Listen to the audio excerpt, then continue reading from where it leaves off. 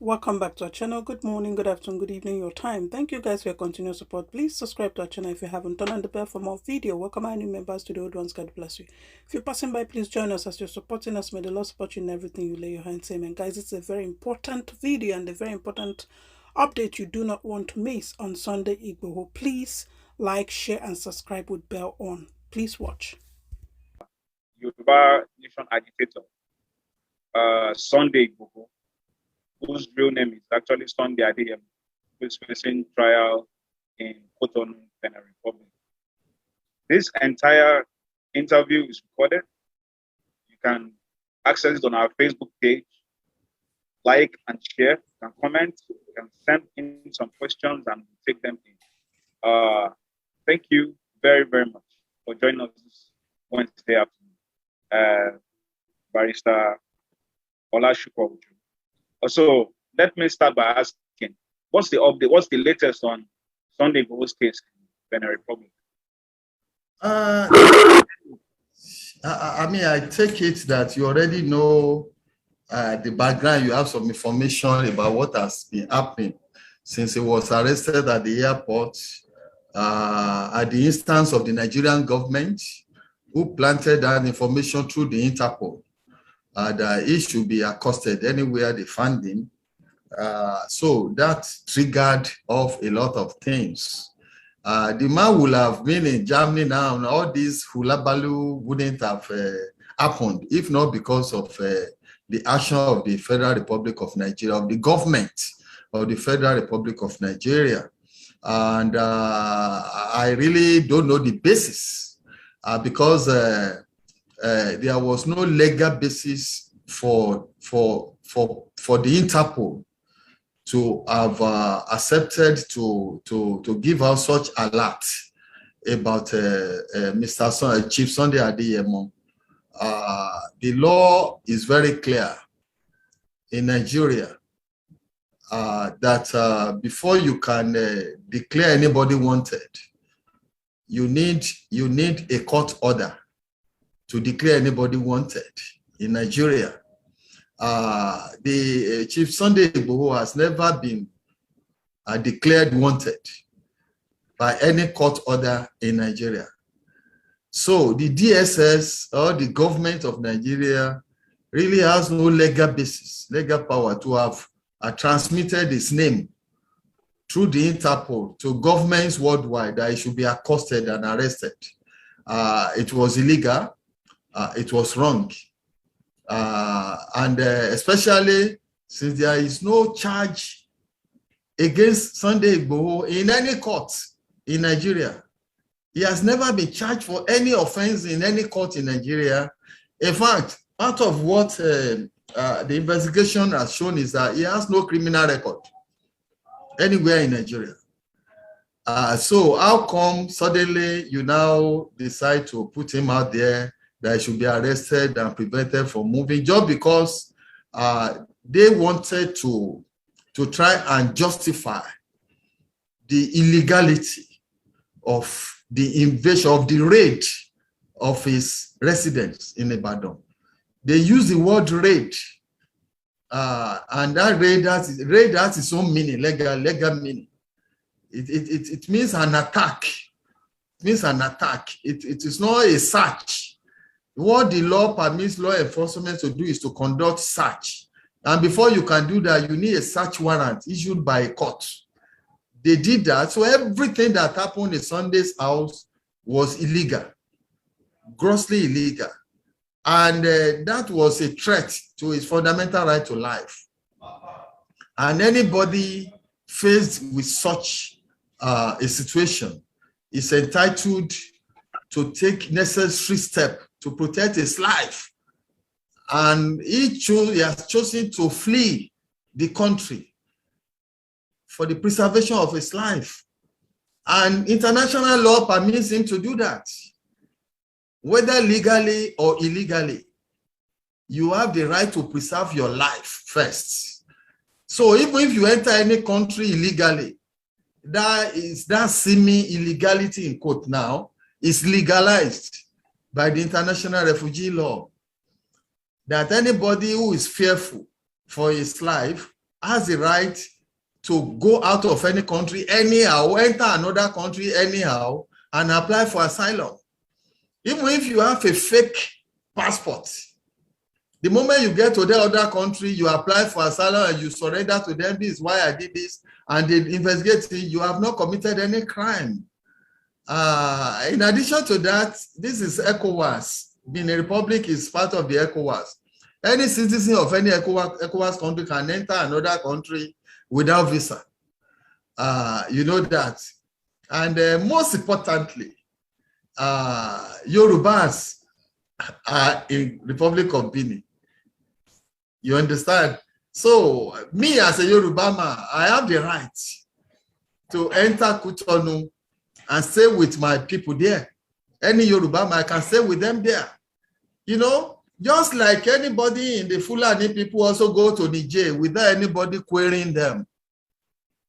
So that's not, there's no illegality there. So that you already know what happened. He was arrested, and the allegations was that of arms trafficking, terrorism, and attempt to break Nigeria. Of course, that means treason or whatever it is. Of course, the government could not sustain that. It was lies. They couldn't sustain it. The laws are very clear. They didn't even apply for extradition, which was what we were expecting them to do initially. So we had to quickly set up a team of lawyers with just one brief. The brief is to prevent the extradition of Chief Igboho to Nigeria illegally. If they can do it legally, lawfully, according to law, no problem. But they must not be allowed to do it contrary to law. And that has been achieved. It has been achieved totally. The only thing that now happened was just this new angle to it, that he cannot be allowed to go because they have information that he has committed another offense in Benin Republic. So that means they have to go back and start all over again, from the prosecutor to the investigating judge, from the investigating judge to the liberty judge. You know, that is their own system. They don't allow the police to conduct any investigation. The police may take statements, they will obtain statements, but that is the end. The statements, everything will now be transmitted to the prosecutor. Prosecutor will now meet with the suspect, with his lawyers, and then the investigation will start. They will record. All these things were done by Chief Sunday Igboho, and I monitored the investigation with the prosecutor up to the investigating judge. The investigating judge also asked questions from him pertaining to arms dealing, arms trafficking, pertaining to terrorism, pertaining to attempt to break Nigeria. And you trust Chief Sunday Igboho, he defended himself. And the lawyers also assisted him to say that, look, there is a provision in the laws of the Federal Republic of Nigeria that gives the right to self-determination to any group of people. And that Sunday Igboho joined others, you know, to begin to campaign to Yorubas that they should exercise their right to self-determination. So he has not committed any offense along that line. The matter now went to the liberty judge. That's the final one. And the judge ought, I mean, in review of everything that has been done, he couldn't find any offense. He agreed that, yes, there was no basis for all those allegations. No basis. In fact, I urged all the lawyers, I demanded they should obtain certified true copy of all the allegations against him, which ought to have been documented. But you know that the judges said they would not release any document. Surprisingly, you know, right. And there is no justification for that. But, well, in any case, that case, the initial allegations are dead now. But the last judge, the liberty judge, now said, I will not still allow you to go because there's an allegation that As soon as you step into the Republic of Benin, you had a meeting with some people, you wanted to create problem in the Republic of Benin. This is somebody who just entered Benin, within 24 hours was at the airport and was on his way out of Benin. You know, I bet for whatever it is worth, we have achieved the purpose that we set out to achieve, to prevent unlawful kidnapping, hijacking, or extradition of Sunday from the Republic of Benin to Nigeria. And I believe the federal government of Nigeria will also be happy with that result, because we have assisted them not to continue in breaking the laws. This issue of using fake Beninois passports, is it true? And has that been addressed in the court? It is completely false. Chief Sunday Igboho has no reason to apply for any Beninois passport. You understand? He has no reason. He has residential permit in Germany. His wife and family, they are in Germany as citizens. So by virtue of a residential permit alone, he is free to enter any plane anywhere in the whole world, and he will not be denied access into Germany. You understand? He is free to go into Germany anytime. So he had no reason to go and be procuring any fake international passports. And in any case, anybody fleeing for his life, in view of the attack on him, the threat to his life, in the raid by the DSS or by the SSS, I prefer to call them SSS, State Security Service of Nigeria, because that is the law, the name that the law gave to them. DSS is illegal. The raid by the SSS was a threat to his life, during which 2 persons were murdered. They were not killed, they were murdered. You know, that is still a case that we are still looking at against the SSS. So having fled into that country, even ordinary photocopy of his passport, international passport, photocopy of a residential permit, they are enough. They are enough to enable him to enter any plane and to go to his destination under international law. So he didn't do that. He did not procure any fake passport because he has no reason to do that. What role has Germany been playing in all of this? Because we're told that he applied for asylum in Germany. So what role has Germany?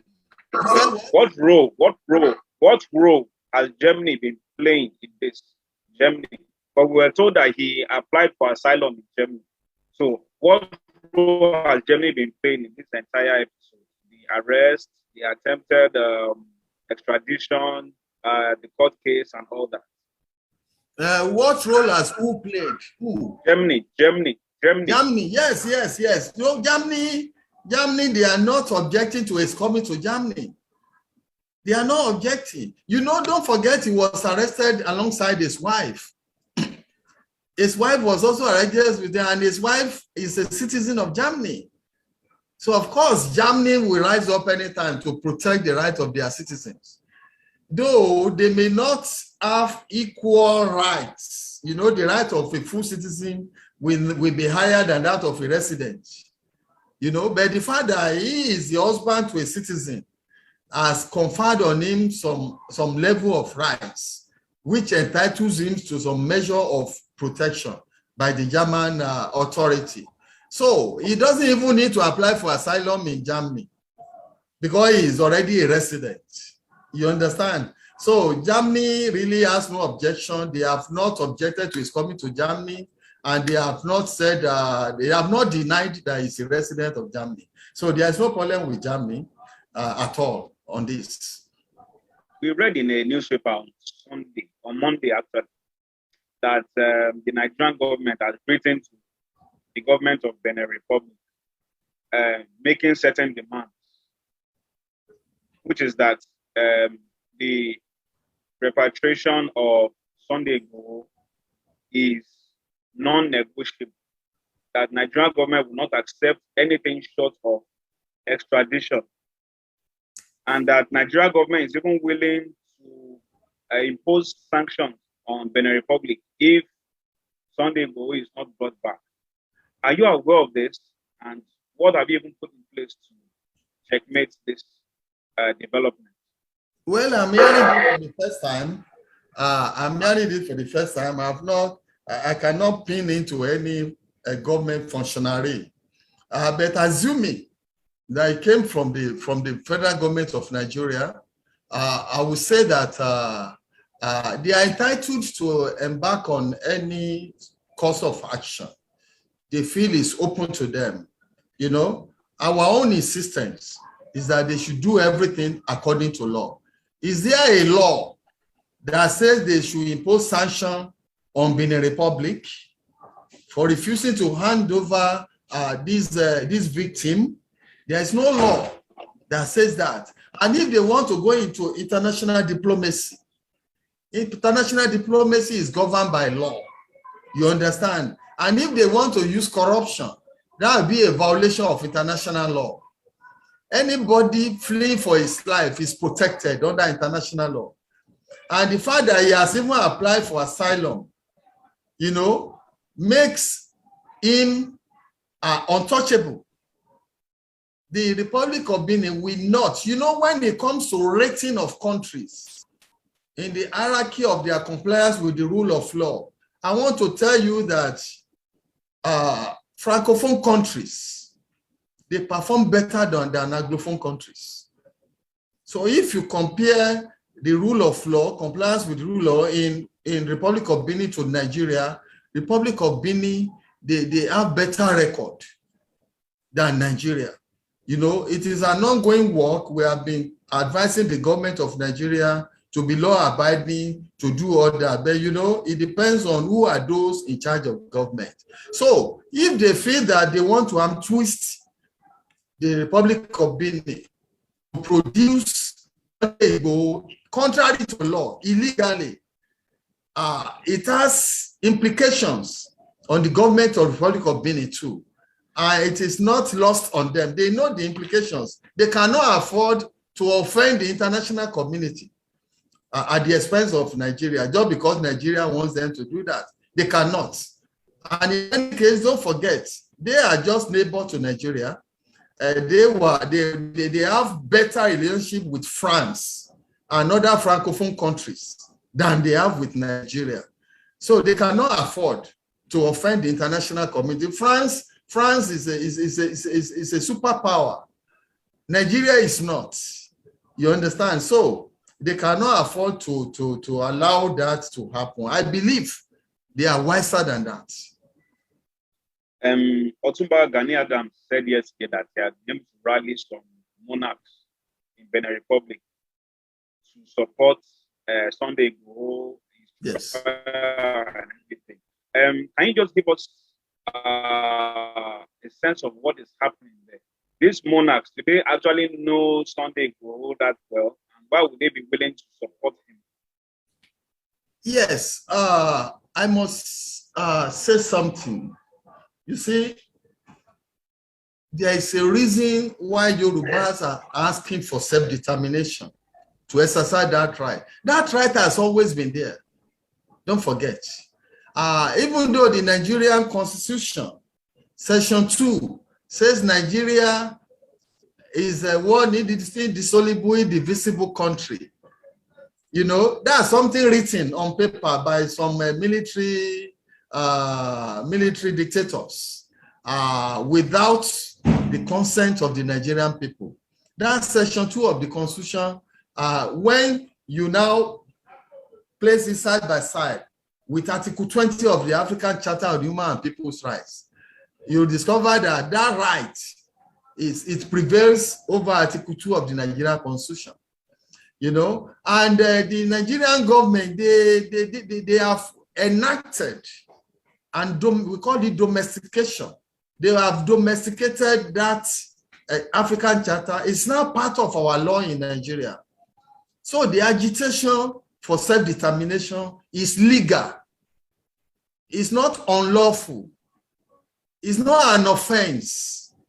Nobody can be charged to court you know, for campaigning for self-determination of Yorubas or any other tribe in Nigeria.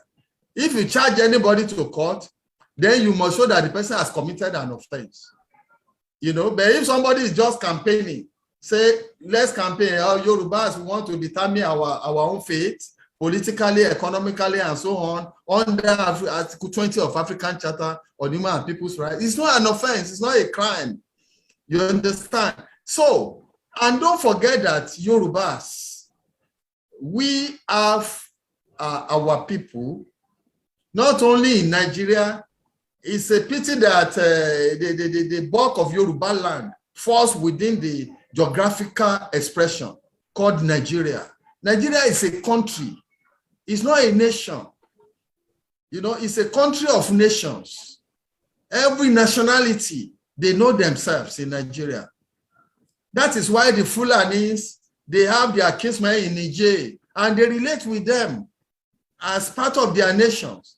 The same way, if you go to Akwa Ibom, the Efiks, they have their brothers in southern Cameroon, and they relate with them as of the same nationality. They speak the same language.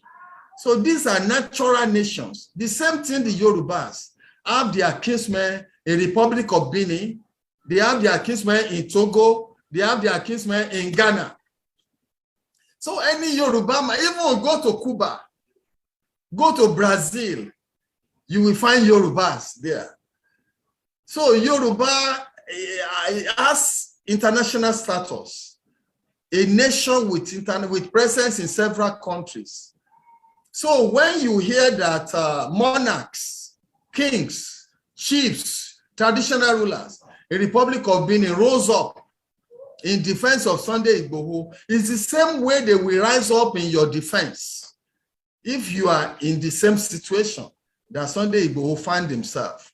Any Yoruba man in the world knows that Yorubas in Nigeria are tired of remaining in the country called Nigeria, that they are now clamoring to exercise their fundamental right to self-determination, to have a nation of their own, separate from Nigeria, independent nation, autonomous and sovereign nation, and they are entitled to it as of law, as of right.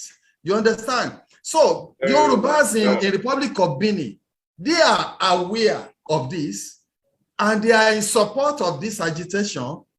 So when they had that Sunday Igboho, who has been a campaigner, a peaceful campaigner, don't forget that, a peaceful campaigner for the self-determination of Yorubas, when they had a year problem in the Republic of Benin, of course, they will rise up because he belongs to the same Yoruba tribe and nationality as they are. They see him as their own child, the way you and I are their children. They are over there. You understand? And any other country where Yorubas are in the whole world, you can see the support, international support. Anywhere you find Yoruba people, they are ready, they are in support. So this sends a strong signal to the government of Nigeria. Don't forget, all southern governors recently met and they requested for dialogue. The federal government has not responded. Those who are leading the Yoruba self-determination struggle, they have also requested for dialogue. The government has not deemed it fit to respond. Even the coalition of southern and middle belt nationalities also sent letters to the federal government of Nigeria asking for dialogue. But still, they are not taking serious. Okay, the question now is, what will it take to get the attention of the federal government that the Yoruba says they want their own nationhood, sovereign nation? Are they saying they are not aware, they have not heard, they have not seen, or what? Internationally, every country in the world, they are aware, except the government of Nigeria. Why? But if the president has said Nigeria's unity is non-negotiable, why is your group still reaching out to the government when the president has said... You said the president has said what? The unity of Nigeria is non-negotiable. He said the unity of Nigeria. Okay, yes. Okay, yes, I've heard that. It's not the first time I will hear that. You understand? Incidentally, it's on record that General Buhari also clamored for self-determination of the northern people. It's on record. It's on record that he's also advocating for self-determination of Palestine. It's on record. He's not opposed to self-determination. You understand? But when he's saying that the unity of Nigeria is not negotiable, is there anything that is not negotiable in life? There is nothing that cannot be negotiated. You can't force people to remain together. In what he's telling us is the obvious truth. He's telling us the character of the country called Nigeria. It's a country that is withered together by force. The moment you remove force from Nigeria, you will see everybody will go their own way peacefully. So, should Nigeria continue to be held together by force? That's the question. So, when he said that the unity of Nigeria is not negotiable, what is the definition of that unity? Who and who agreed to be united? What are the terms of those unity? If you tell me, yes, the unity is in the Constitution of Nigeria. Nigeria has no constitution. Well, I'm a lawyer, a constitutional lawyer of up to 30 years at the bar, and I know what the Constitution is. What we have in Nigeria is Decree 24 of 1999. It's a military decree. A military decree is just the dictation of a small group of soldiers who shot their way into power in violation of the existing law. If you look at the 1979 Constitution, Section 3 or 4 of thereof said that no person or group of persons shall take over the government of Nigeria or any part thereof, contrary to the provisions of that Constitution. But President Buhari led other soldiers to take over the government of Nigeria, contrary to the provision of that Constitution. He has violated that Constitution. The same thing 1999 Constitution is there, which followed 1979 Constitution. Even 1979 Constitution was a product of the violation of the 1960 and 1963 Constitution of Nigeria. They are, you know, we have to go back in history. When did the first violation of the unity of Nigeria started? The unity of Nigeria was contained in the 1963 Constitution. That's the basis for the unity of Nigeria. Who violated it? The military. Since then, everything, you know, you cannot place something on nothing. It will fall. Everything that has been built on the destruction of the unity document of Nigeria, 1963 Constitution, everything that has been built on it up to now is bound to fall, is fraudulent, is fake. And when this 1999 Constitution came about, I was physically present at a program organized by the Nigerian Bar Association INŠT branch, to which Chief Rotimi William was invited by the executive of the NBA INŠT branch under Dikindele Adesina, senior advocate of Nigeria. And Chief Rotimi Williams, you know who he is, or who he was, yes. You know, we still have his products. I have a copy of the paper. I was present when he was delivering the paper. He described the 1999 Constitution as a document that tells a lie about itself. In essence, it is a fraudulent document. And I've also taken my time to look at that document. Look at Decree 24 of 1999, alias 1999 Constitution. Decree 24 made it clear that that appendix to it will be the Constitution of Nigeria, as approved by the Provisional Ruling Council of the military government of Nigeria. And how many are they to approve a constitution for all the nations within Nigeria? They have no such right or power.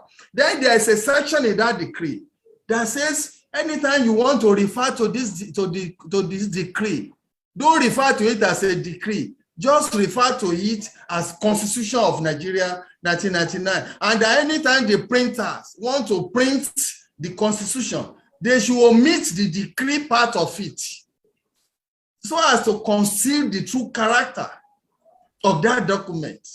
So when General Buhari now comes up to say that the unity of Nigeria is not negotiable, I say, what is the foundation of that unity? Who destroyed the unity? Who? He was one of those who destroyed the unity of Nigeria. He played active role in it. So he does not lie in his mouth now to begin to say that unity of Nigeria is not negotiable. They have destroyed that unity. And effort has been made over years by people in the South, with the Yorubas especially, together with people in the South, to say, come, let us sit down and negotiate the terms upon which the nations of Nigeria will live together. I am a witness. In 1992, a group of patriotic persons gathered together and attempted to organize a sovereign national conference. The venue was the National Theatre. They were all there, Chief Olesho Yekao, the Professor Olorode, all of them. I know many of them who were there from all over Nigeria. They grouped out together under Babangida regime. They were to start a sovereign national conference where they will look at the Nigerian nation and profile the way forward. But what did the military do? They scattered them, they ordered the police to tear gas all of them. These are senior citizens of Nigeria. They were tear gas. So since 1992, you know that that clamor has continued. So that even now, you now have some people saying it is restructuring they want. Under President Jonathan, there was a national conference with a report to show for it, which this government is aware of, but decided it will have nothing to do with it. So some people are now clamoring for restructuring. Somebody like me, I also joined them in clamoring for restructuring. But at a point, I realized that no. It's wrong. It's no longer restructuring. It's too late to restructure Nigeria. Enough damage has been done. So that's why people are now saying Nigerian unity has been destroyed. Therefore, every nation within Nigeria is free to determine how they want to live, whether with others or independent of others. Let me ask you, Barrister, you recall that when the Sunday Igboho struggle started, it started off with this issue of fighting banditry and herdsmen attacks, mainly in Ibarapa. So how is it that after Amọ̀Tẹ́kùn was created, why didn't Sunday Igboho and his supporters, why didn't they join Amọ̀Tẹ́kùn? Why did they change their struggle from a security one to one that now seems political, which is the creation of the Yoruba country? If I may just take you back a bit, the issue of what happened in the Ibarapa land predated the emergence of Amọ̀Tẹ́kùn. And Amọ̀Tẹ́kùn has his own reasons. Why did it come about? It was because of insecurity spreading from the north down to the southwest. And Nigeria, and it was well analyzed. A single state cannot protect itself without cooperation with other states.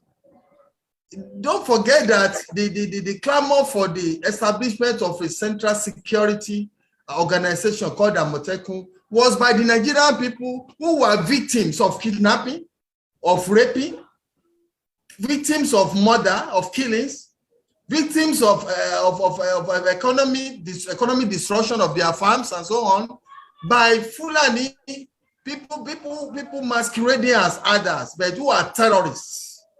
Don't forget that. So all the governors of the Southwest, they set up the Amọ̀Tẹ́kùn in response to the cries of their people. And after the Àmọ̀tẹ́kùn laws have been made and they were established, even though I have issues with the approach to this issue by the southern governors. The security of life and property of the people is the primary purpose of government. That's what Section 14 of their constitution says. And I expect the governors to do more than they have done, to harm the Àmọ̀tẹ́kùn operatives and empower them to be able to adequately protect. But let's just leave that aside now. What happened in Igongon and in Barapa community, some of them happened after the emergence of Àmọ̀tẹ́kùn. So Sunday Igboho, coming from Ibarapa land, you know, of course, he will feel strongly about the attack on his people more than somebody from Ondo State, for instance. Because you may say that, sorry, it is Ibarapa land in Oyo State, it is the Oyo people, Oyo farmers. But Sunday Igboho is from that locality. He knows everywhere. He knows so many people. He has his own relations there. So he fought for them. The man lives in Ibadan. He could have just minded his own business and not bother. But because of his love for his people, he decided to rise up and campaign against those attacking his own people. He's not campaigning against those who are living peacefully with his people. Don't forget that the people in Ibarapa land, they know they are attackers. They know those who are collaborating with the attackers among them. And they gave information out. There are records of what was done in Ibarapa land. There are records of what was done even in Ondo State, in Ekiti State, in Osun State, in Ogun State. We are in Lagos State, even we have records. So if everybody is clamoring, Sunday has not violated any law, he has done anything wrong, to start a peaceful campaign. And don't forget, this peaceful campaign took him to Kwara State, to Oyo State, to Ekiti State, to Ondo State, to Osun State, to Ogun State. And there was no violence. Nothing at all. It was all songs, dances, speeches, and so on. Everything went. No single person was arrested. No single crime was recorded. The only exception was in Lagos, when the commissioner of police took it personally upon himself to oppose the order of a peaceful rally in Lagos. Of course, the rally held contrary to his expectation, and he had no option. In order to show up his ego, he ordered the people to attack the peaceful participants in that rally. But don't forget, Sunday Igboho was not in Lagos. It was only in Lagos, where Sunday Igboho was absent, that we recorded violence by the police. You understand? So this speaks a lot as to who Sunday Igboho is and whether he is violent in his approach or not. Now that Sunday Igboho has left, who is going to continue with the struggle? Because one would assume that Igboho, who is has a strong personality, will be the one to push for this agitation. Yeah, please, I need to hear you very well. All right. I said, now that Sunday Igboho has left Nigeria, yes, who is going to continue with the struggle? Because it may seem that the struggle will now be over once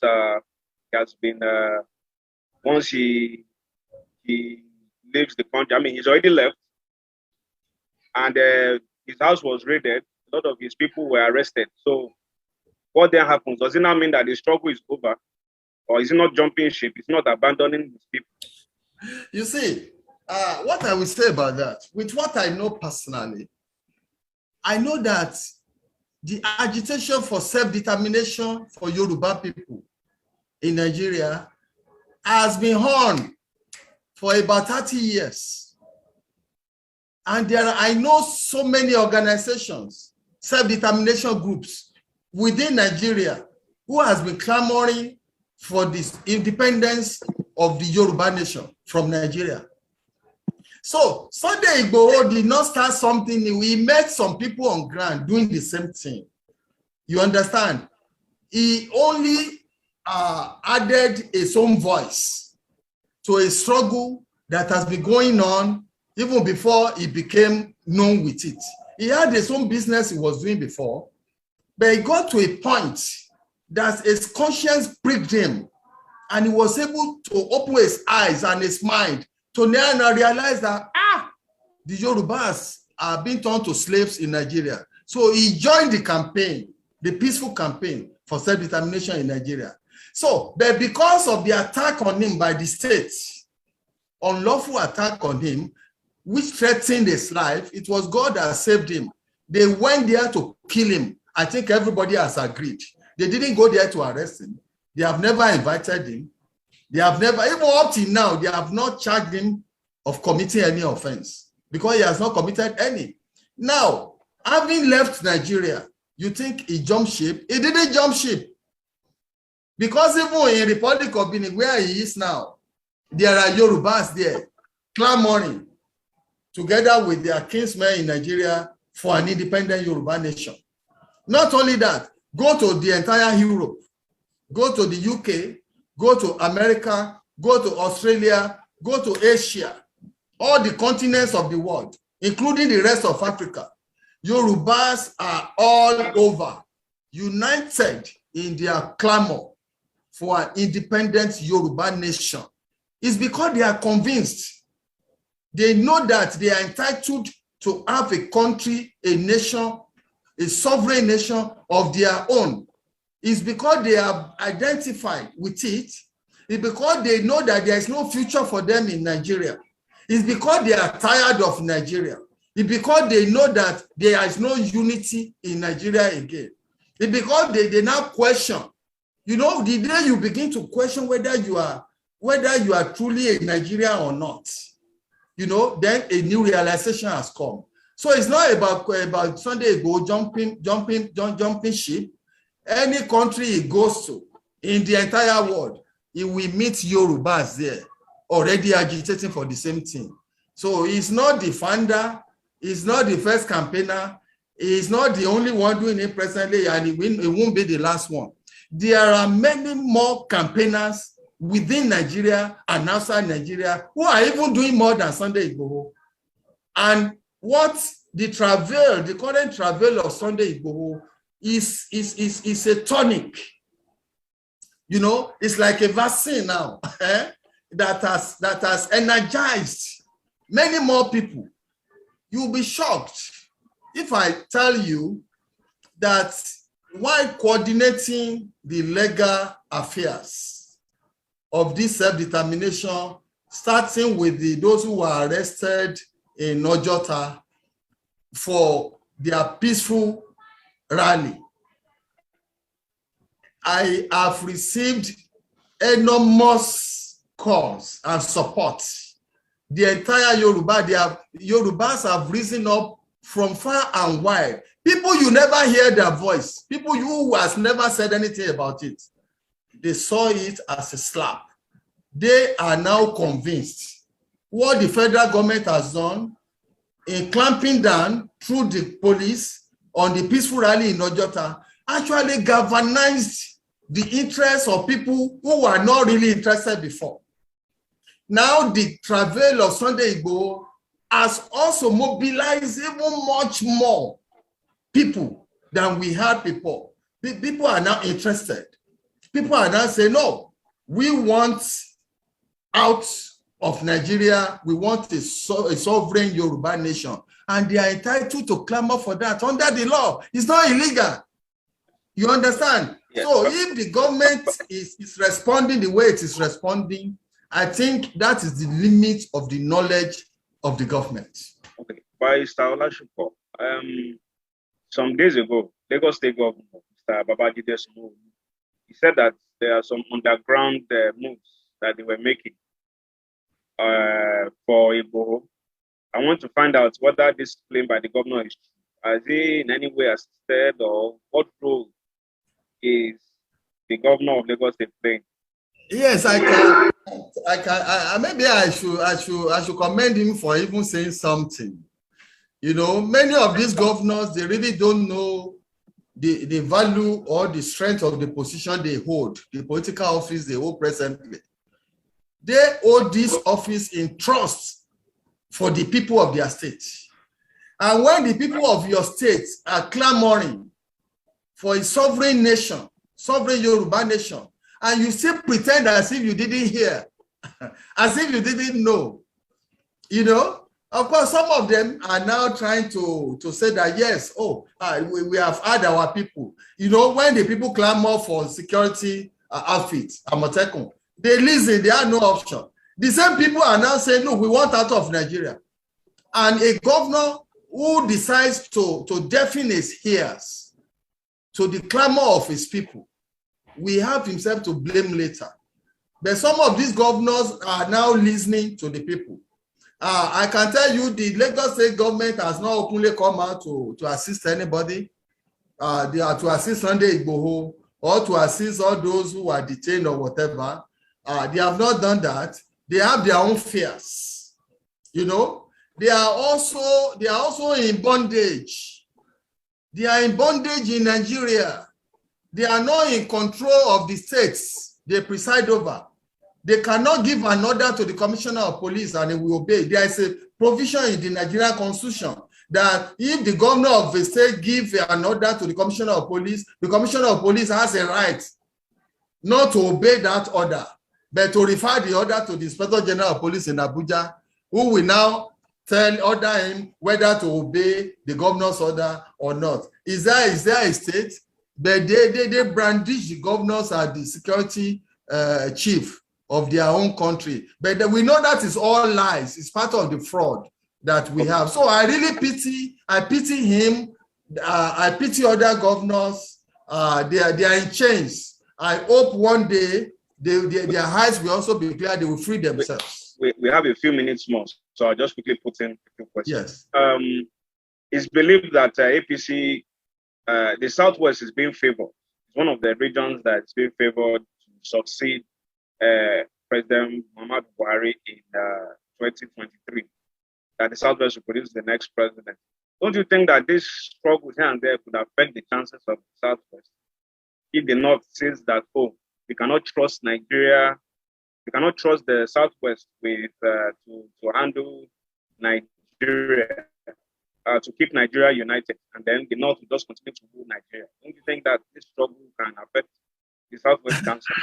Thank you for that.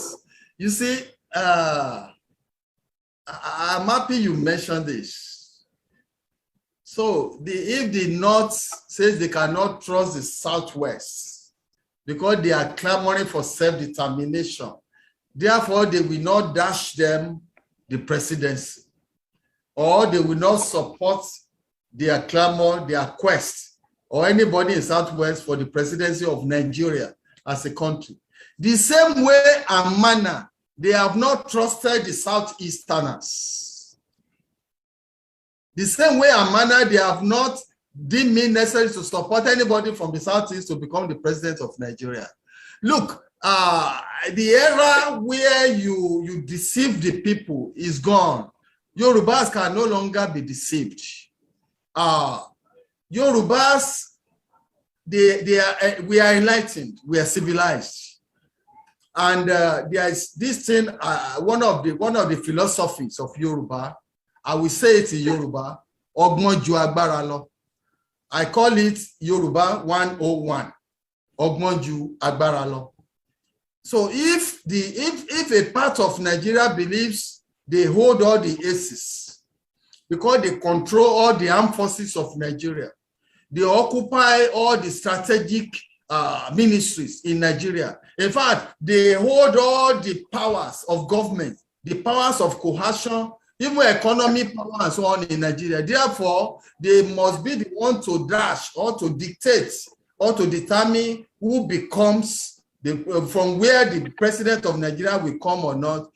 I'm happy they are doing that because it's a further confirmation that other parts of the country, like the Southwest and Southeast, they are actually second-class citizens in Nigeria. They are actually slaves within Nigeria.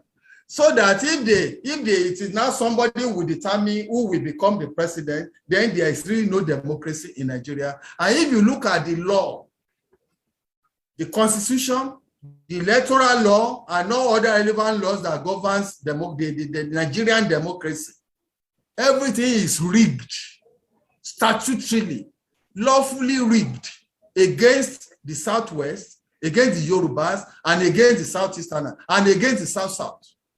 Already rigged there. There is no way they can express themselves. There is no way they can develop at their own rates, at their own speed, according to their own knowledge, without the federal government slowing them down or pulling them back. We have seen it demonstrated. The Yoruba land has not developed beyond where they were when the 1963 Constitution was destroyed by the military. You understand? So, and even there was a time under Babangida where there was a policy of slowing down the advancement of the South so that the North could catch up. Those of us who were there at that time under Babangida, go and check it out. You will find it was a policy, a deliberate policy of the military government to slow down the advancement and development of the South so that the North could catch up. That wanted to a lot. That we have been slowed down. Our progress, our advancement have been slowed down just because of the membership of the Yorubas in Nigeria. Membership within Nigeria. So the Yorubas are now saying, sorry, we want to move at our pace. And they are entitled to do that under the law through the exercise of their right to self-determination.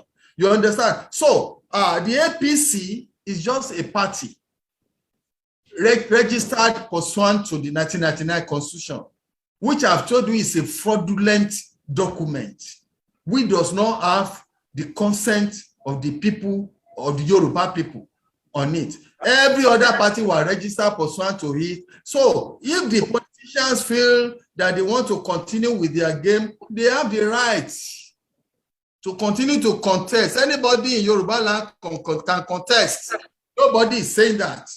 But, you know, the reality keeps on dawning on all of us every day. Every day, people's eyes and minds are becoming opened wider and wider. So don't be surprised if it gets to a point that even APC in Yoruba land says, sorry, our people say they want out of Nigeria.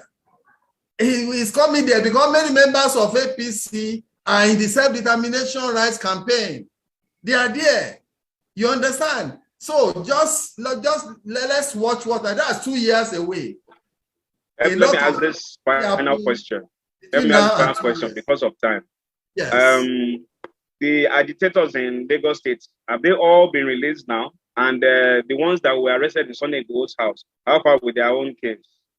Yes, thank you for that. The peaceful participants in the peaceful rally at Ojota whose rights were violated by the Nigerian police force have been released on bail by the magistrate court in Yaba. All of them have been freed from police custody now, except one whose legal opinion is still being expected from the DPP's office, the Ministry of Justice. So that one is settled, but the case is still there. They have charged them with unlawful assembly, with and so on, some kinds of charges, which amounts to nothing. We will deal with all those ones in court. You know, we believe in the rule of law. We will deal with it that way. People who were kidnapped from the house of Chief Sunday Igboho when his property was unlawfully attacked by the SSS. They are still being held to ransom by the organization that kidnapped them. We have sent lawyers to go and check them. They refuse to allow the lawyers to see them. And we have no option than to instruct the lawyers to go to court. And last week, Thursday, they obtained an order.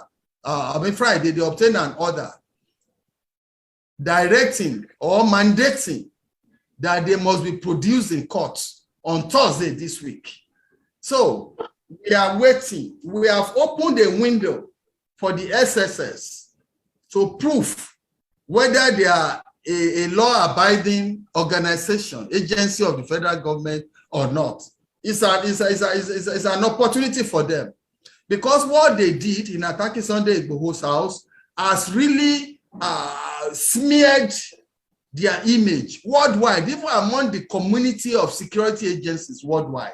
So how can you go and raid the premises of a peaceful campaigner at 1:30 a.m. and you issued a statement confessing that you raided the house, you also murdered 2 persons in the process? What of the guns? They said that this was fought back.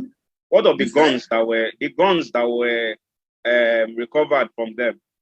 That is the allegation. That's what they said. They did not. Sunday Igboho himself has denied that no gun was recovered from his house. You see, when you go to conduct a search to somebody's house, if you find anything incriminating, you have to prepare a list. We call it inventory.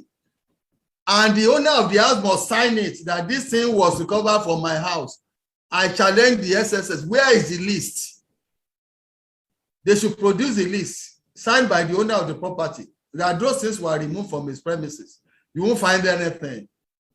Thank you very much, Barrister Olashukwu. We've been chatting with Barrister Olashukwu, who is the coordinator of legal affairs of the Yoruba Self-Determination Movement worldwide. We've been talking about the trial of Chief Sunday Igboho in Benin Republic and the fate of those who were arrested here in Nigeria. We thank you so much for joining us today on this episode of the Front Roundtable. This entire interview has been recorded and it's on our Facebook page. You can go back, watch it, share, and like. Thank you so much. Please join us again in a few minutes as we interview the former Deputy Governor of the Central Bank of Nigeria, Dr. Obadiah Lafia, on the CBN's new policy on bureau de change and sale of dollars. Thank you so much, Pastor. Thank you. Thanks so much. I wish you all the best. Thank you. Yeah.